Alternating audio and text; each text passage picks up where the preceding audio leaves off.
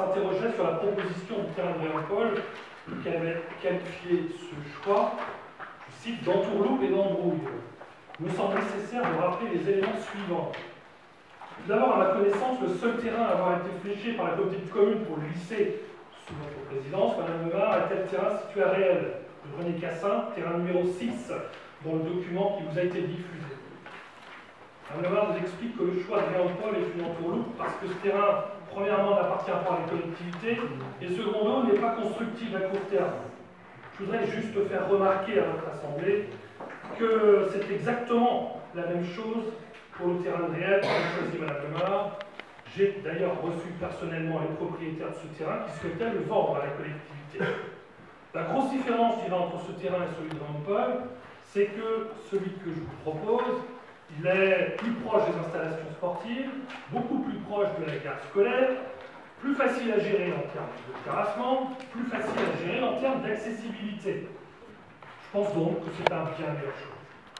C'est très facile de se répandre dans la presse, de participer à diverses manifestations, plus compliqué de chercher à obtenir un consensus sur un dossier structurant pour PRL, la communauté. Je le redis, je préfère convaincre que contraindre.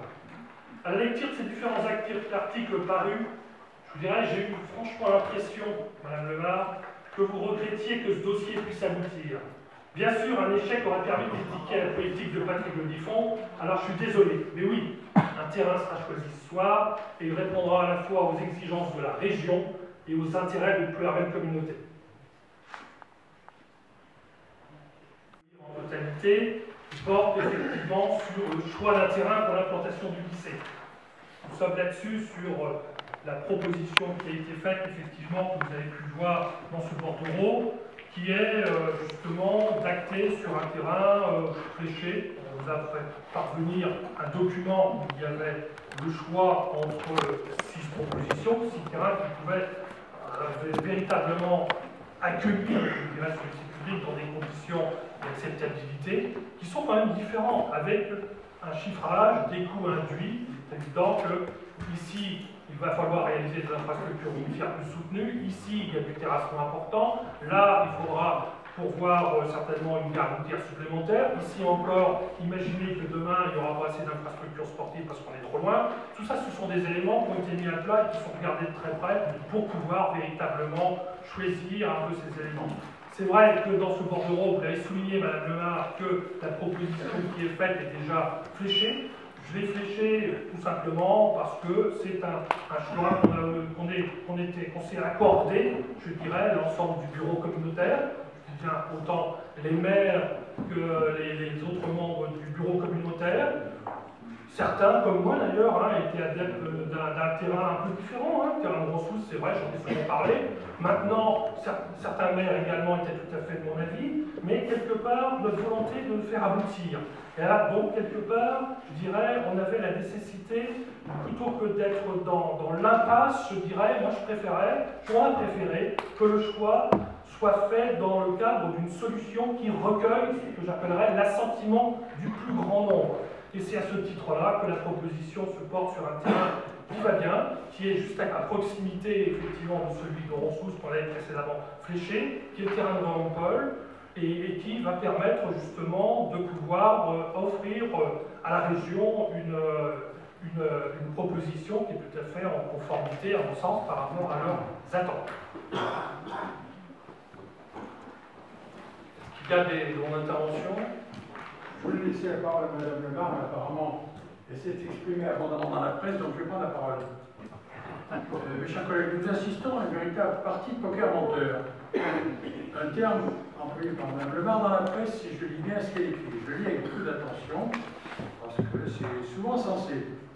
Mais ce n'est pas uniquement une partie de poker menteur du côté du maire de Duhamel, c'est également une partie de poker menteur de votre côté, Mme Lemar. À l'évidence, le maire de Duhamel, président de la communauté de communes, est écartelé entre la promesse qu'il avait faite au enseignant d'année de ne pas faire de lycée public. Il a changé d'avis. Comme dit l'adage, il n'y a que les imbéciles qui ne changent pas d'idée. Et sa volte-face, bien entendu, qui est connue et qui le confirme maintenant. C'est tout à fait honorable, par certains côtés. D'autre côté, Mme Lemar, il est évident que vos amis font une opération politicienne. Vous ne pouvez pas ignorer que le conseil régional n'attend que le moindre prétexte pour se désengager, pour répondre à une demande très forte de construire un lycée dans l'agglomération rennaise. Alors, vos amis, avec beaucoup d'éloquence et beaucoup de foi d'ailleurs, parlent de 30 jeunes de Pernelle qui vont à guerre. Pour quelle raison? Si on est objectif, on ne mentionne pas les 113 jeunes de guerre qui viennent au lycée d'Année à Pernelle. Et évoquer les places disponibles dans le secteur éducatif qui sont supérieures à 300 élèves. Et puis, on connaît la vérité en ce qui concerne les courbes démographiques qui avaient été signalées fort excellemment dans un débat précédent par Myriam Alloyer. À l'évidence, les courbes démographiques ne sont pas favorables et le raisonnement du maire, reprenant celui de Mme Lemar, même combat les deux, ne sont pas fondés. En Bretagne, comme à Pernelle, les courbes démographiques prouvent que le solde migratoire procède uniquement du retour des anciens. Je crois du contraire, sauf si on a même une grande longévité, comme celui qui vous parle, mais on ne fait quand même pas d'enfants à partir d'un certain âge. Hein. Bon, et donc, ceci n'a pas de sens. De surcroît, Mme Lemar, je ne veux pas être gentil avec vous, mais vous avez cassé le dynamisme économique de Pernelle, il n'est pas rétabli, c'est en panne. Je crois qu'on raconte dans la presse le maire actuel, le président de la communauté de communes. Vous avez surtout cassé la possibilité pour les jeunes ménages de construire leur maison, parce que vous avez abandonné le PLU que nous avions préparé avant 2008, qui permettait justement une croissance démographique réelle à travers les jeunes ménages. S'il n'y a pas de développement économique... Écoutez, le sens là, on est un peu au sujet. L'ordre du jour ce soir, on est choix d'un terrain. Je mets les exprimer. Si vous voulez parler longuement, je parle. Vous avez parlé longuement, je vous ai parlé longuement. Veillez à la gestion de l'ordre du jour. Je n'ai pas terminé, je vous rappelle, le petit rectificatif pour vous deux, c'est que le premier terrain qui était fléché n'était pas du temps de la Lemar, il était plutôt où j'étais maire, vous étiez mon adjoint. Si ma mémoire est bonne, elle est bonne. J'ai proposé à l'époque que la région achète le terrain. Jean-Yves Le Drian était président du conseil régional et l'a refusé. Cette affaire aurait été réglée depuis. Voilà. Notre petit groupe, écoutez, a toujours été fidèle à ses convictions, développé déjà depuis longtemps. Nous ne voterons pas cet achat de terrain par opposition de principe, non pas à une lycée public, mais à la réalisation maintenant, qui est très dangereuse pour le secteur éducatif qui existe et qui est bon, qui va être déstabilisé par cette construction hasardeuse qui n'aura aucune retombée sur Pernelle. Nous avons employé le mot structurant, ceux-ci sont des mots vides de sens, qui ne reposent sur aucune considération ni économique ni démographique. Je revendique la paternité de la création du lycée de Questembert. Il n'y a eu aucune retombée, celui de guerre. Le lycée a quelques retombées, les vecteurs de guerre, c'est les écoles et Mix Buffet, ce n'est pas le lycée. Alors tout le reste, c'est de la spéculation. Vous avez pris vos responsabilités. Voyez-vous, mes chers collègues, moi j'ai du respect pour ceux, même ceux qui ne sont pas de mon avis. À condition que je change d'avis. Par contre, je n'ai aucun respect, aucune estime pour ceux qui ne sont pas fidèles à leurs propres idées et qui pire l'ironie. Vous traduirez, je pense, assez facilement. Merci. Favorablement pour l'implantation d'un troisième lycée à Pernelle. Nous pouvons nous en féliciter collectivement. Je le répète, notre territoire bénéficie de nombreux atouts. Il est idéalement situé entre Rennes et Vannes. Le pays de Pernelle, s'il s'en donne les moyens, peut devenir un centre incontournable en Bretagne où il fait bon vivre et travailler. Un territoire à taille humaine où l'on a tout ce qu'il faut. Des axes routiers de qualité vont pour le développement économique et vont pour fixer les familles. Des services à l'enfance de qualité, des services pour personnes âgées de qualité également, un service de maintien à domicile pour répondre aux attentes du plus grand nombre, des zones d'activité modernes, certaines récentes ont été refaites. Je ne vais pas vous redresser la liste des arguments que j'ai déjà maintes fois exposés. J'en arriverai quand même à des services dont nous avons peu parlé, qui sont indispensables au développement d'activités privées, au développement d'activités économiques, à savoir la présence sur notre territoire de services publics. Bon nombre sont encore présents de qualité. L'hôpital, la gendarmerie, le centre des impôts, l'inspection académique, le centre d'information et d'orientation, nous avons sauvé de justesse. Nous avons perdu le tribunal. Nous avons des écoles, bien sûr, et j'y reviendrai. Donc veillons à conserver l'existant et veillons si possible à le développer pour en attirer d'autres. Ne nous plaignons pas demain si nous avons des services publics qui continuent à disparaître. Ces services publics forts renforcent l'attractivité des territoires et, vous savez, sont indispensables au développement économique. Cette proposition d'un 3e lycée public est donc une chance et un renforcement de notre territoire. Une chance perçue pour beaucoup ici, malheureusement, comme une menace et pourtant comme un atout de développement pour lequel partout en France on se battrait, on se bat. Ce qui fait polémique ici est bien surprenant et malheureusement la France entière nous regarde une fois de plus pour des sujets, des questions dont on se passe quelqu'un. Alors cela suffit. Ce soir, j'aimerais que l'on sorte des postures, que l'on parle vrai, que nous ne trichions plus, que nous ne mentions plus, car en tant qu'élus, c'est inadmissible. Les Pluhermelais, les habitants du pays de Pluhermel le méritent bien. Nous le devons à nos concitoyens. Ils nous ont élus pour ça. Ce soir, nous devons débattre sur le fond, sereinement, argument contre argument, en toute honnêteté, pour choisir choisir l'emplacement le plus adéquat. Comme je l'ai dit d'emblée, les dés semblent pipés puisque vous avez déjà choisi. Pas le plus simple, pas le moins coûteux. Le terrain de Ronsouz est idéalement situé, contrairement à ce que vous dites. Et puis, quel sujet de défense, effectivement, au départ, le terrain de réel, c'est celui qui, historiquement, était fléché près des collèges. Mais comme tout élu responsable, me semble-t-il, dans toute stratégie, il faut avoir, comme on dit, un plan A, un plan B, un plan C. Ce terrain de réel appartenait à des propriétaires privés, n'était pas viabilisé et donc représentait un coût important pour la collectivité. Très rapidement, donc, j'ai tout simplement regardé ce qui appartenait à la ville et à la communauté de communes. J'ai également pris contact avec la région à partir du moment où, en février, elle avait statué sur la faisabilité du lycée. Il fallait 4 hectares. Il y avait 4 hectares à Ronsouz. Nous étions propriétaires de Ronsouz. La ville, ça s'entend. Ça nous permettait donc à la fois d'avoir un lycée et de ne pas dépenser plus et donc de ne pas obliger le contribuable à mettre la main à la poche. Vous le savez très bien.